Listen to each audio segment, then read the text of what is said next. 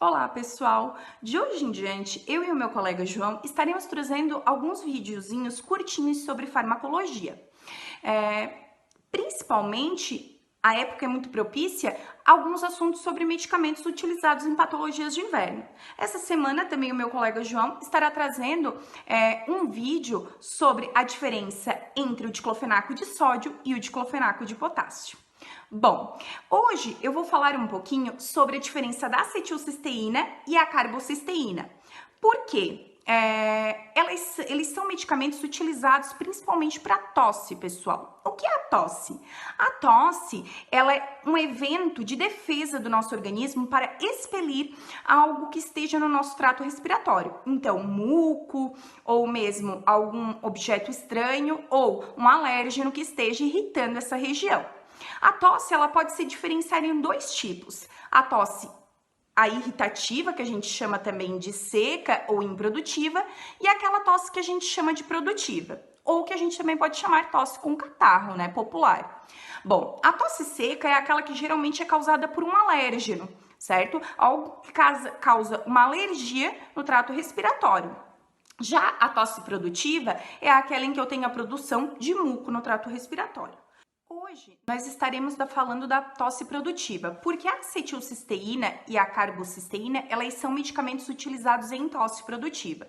Elas agem, pessoal, quebrando o que a gente chama de ligações de sulfeto, que existem no nosso muco, ou seja, no nosso catarro, e que conferem viscosidade, deixam ele grosso, digamos assim, deixam um muco consistente. E com isso fica muito difícil para a tosse expelir.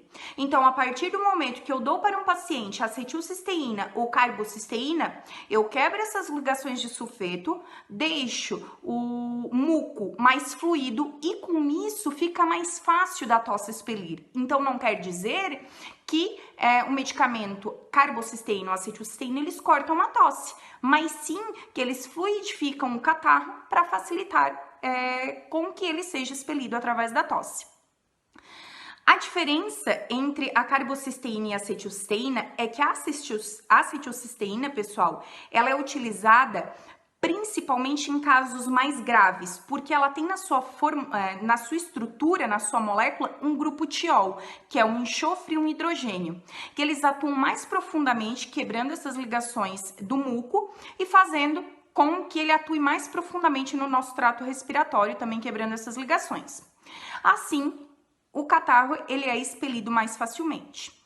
Então, pessoal, a acetilcisteína ela é geralmente utilizada em casos mais graves, como bronquites, pneumonias, efizemas pulmonares. Claro que ela pode ser utilizada em casos mais brandos? Pode.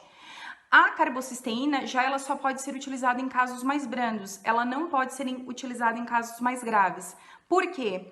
Porque ela não tem a presença desse grupo tiol, então ela não age tão profundamente, né, e diminuindo essa formação de muco, né, causando essa maior expectoração. Ambas, elas são medicamentos, né, a acetilcisteína e carbocisteína, medicamentos que a gente denomina mucolíticos, porque então eles quebram essa ligação do muco. Vocês podem também estar lembrando que a acetilcisteína, ela é utilizada em casos de intoxicação de paracetamol. Por que ela é utilizada nesses casos, pessoal? Porque em nosso organismo a acetilcisteína, ela é desacetilada a N-cisteína, que essa N-cisteína, ela é essencial para a produção da glutationa, que a glutationa é o nosso hepatoprotetor natural, né? Então é como se a glutationa ela se ligasse a algo que fosse tóxico no nosso fígado, para defendê-lo dessa substância tóxica. Por isso que ela é muito utilizada, então, em casos de intoxicação por paracetamol. Bom, pessoal, espero que eu tenha conseguido sanar algumas dúvidas de vocês. Em qualquer dúvida sobre a utilização de qualquer desses medicamentos, procurem o seu farmacêutico ou o seu médico de confiança.